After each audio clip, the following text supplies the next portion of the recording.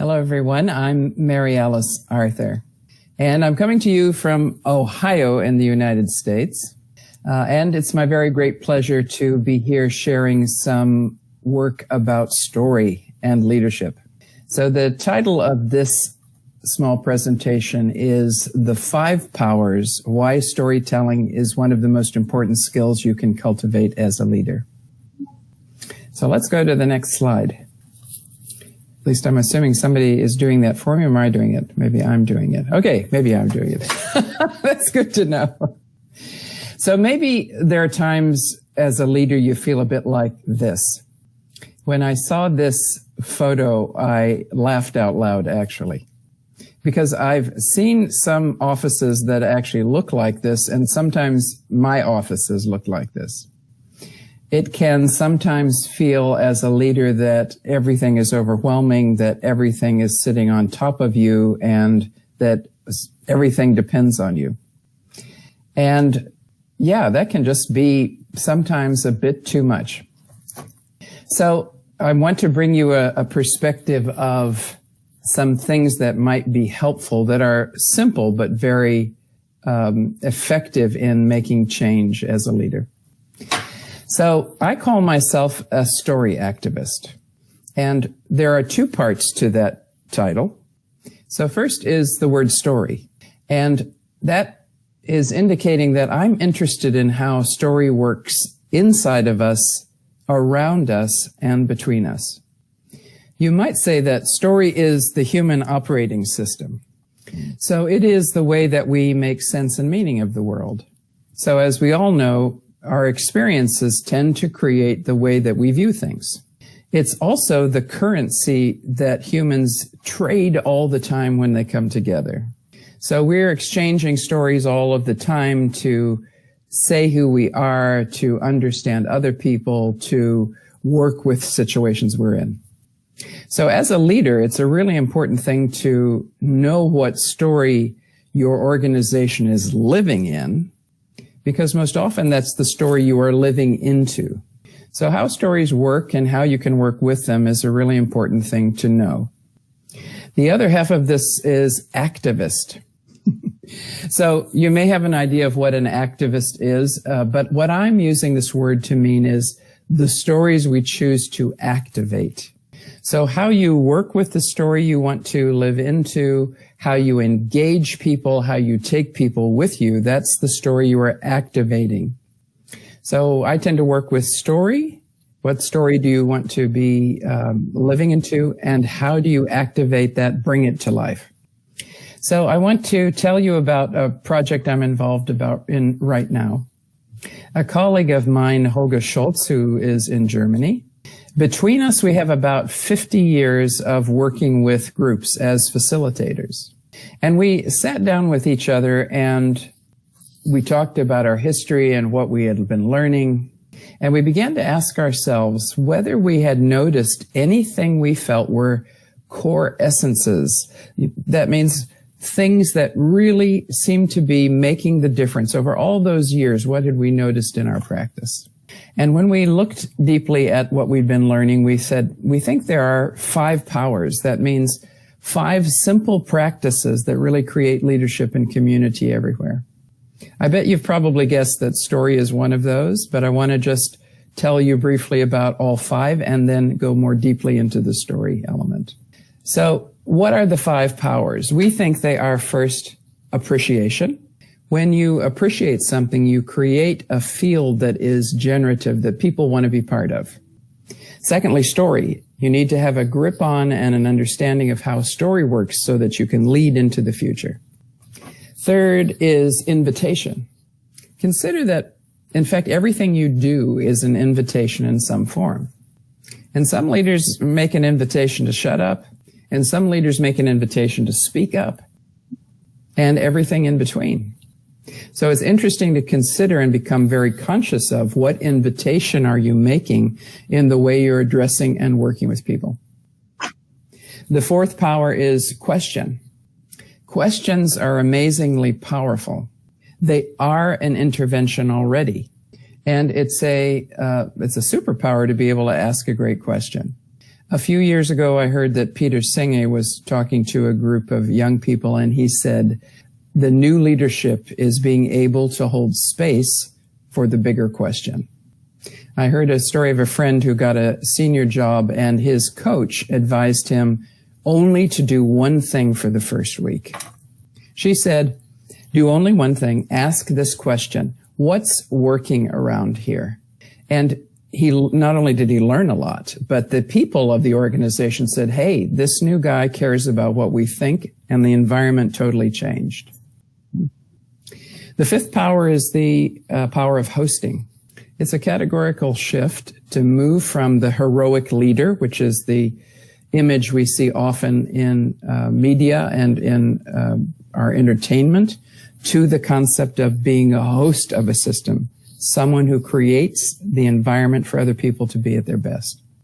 And the final piece of this diagram, you'll notice right at the wrist down there, there's a kind of colorful circle. And that's all about the foundation you bring to these 5 practices. What do you do to build your leadership? What are your personal practices to keep yourself really present so that you can really deal with whatever is coming up in a very open and way that looks for possibilities instead of problems?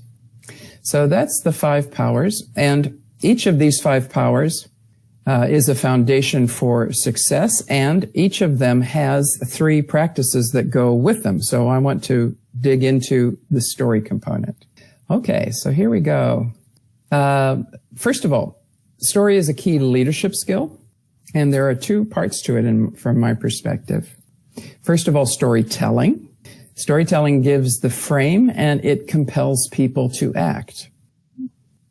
Because you know, if you don't grab both the mind and the heart, there's not compelling action.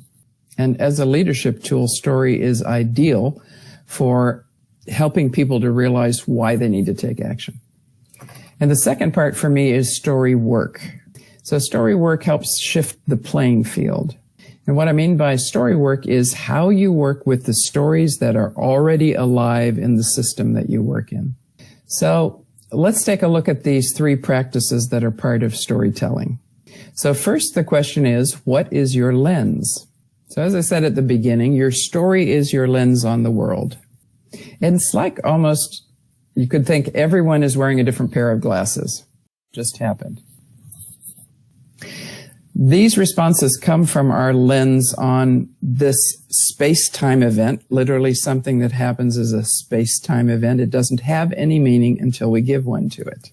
So think a moment about the lenses that people are using for you.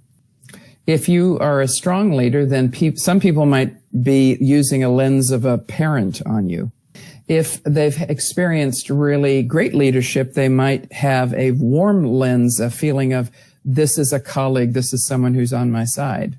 Or if they've had an unhappy experience with leadership, perhaps their lens is a fearful one, or one that's expecting that something's going to go wrong at some point in time. So everyone is carrying a lens about you, and you equally have your lens on the world, your own pair of glasses that you have on. Often we don't realize what stories we're carrying until something happens that causes a reaction from us. We get triggered. If you want to be a great leader, then you need to work with your own story material. So where did you first learn about leadership? Who were your role models? Are those role models helpful today, or do your stories need some looking at and changing? Do you believe that a leader has to be heroic? What do you think business is about? Is it a fight? Is it an offering? Is it a service? What is it? So the more clear you can become about your own stories, the more you can meet the world simply as it is. And that's the beginning of freedom, really. So the question here is, what stories do you need to stop telling or start telling to yourself and to the world? The second practice under the concept of story, which is the second power, is that listening is a superpower. When we think of stories and storytelling, we think of telling. But there is an amazing power in listening. And story and listening are colleagues. They need to be working together in order for the story to work. I remember hearing someone tell me one time that one of the cool things about being a very good listener is that people think you're wise. So consider your own listening ability. Are you listening to somebody and for somebody, or are you listening for a purpose all the time? Okay, what do they really want from me? If you want to know what stories are alive in your system, you need to practice listening. And listening is actually one of the easiest and most powerful ways to demonstrate that you care. With the depth of your listening, you can call forth different solutions and different qualities of people than they ever demonstrated before. For me, listening is one of the greatest leadership superpowers that nobody ever talks about. And we put it with story because in order to tell a good story, you need to be able to listen for stories. The last practice in the story category is called Be a Story Activist. And that means if you know how stories work, then you can be choosing how to use them. So the big question, if you can consider that stories are seeds, what are you planting with the kind of stories you're telling? It's like having two different doors in front of you. The one you choose is actually really important. And just in case you think, oh, hey, I don't tell stories, be aware that as a human being, everything you do is telling a story all the time. You're planting the seed of the future of your part of your organization as a leader. You're planting seeds in other people about what their possibilities are and how they can contribute. So you might say, stories are seeds, don't plant weeds. So those are the three practices. And then the question comes, what are you going to put into practice now? So this question, what does that mean for my practice? How are you going to choose to work with story? Working with your lens. So taking a look at the stories that are inside of you that are actually coloring the way that you live and work in the world, and realizing that everyone else is also carrying their own lens, so being curious about it. Secondly, practicing your listening skills and really working on developing those so that you begin to understand much more of the world. And lastly, becoming awake to the kind of stories you are telling and sharing because they create the field that you live in. So that's a very brief look at the 5 powers.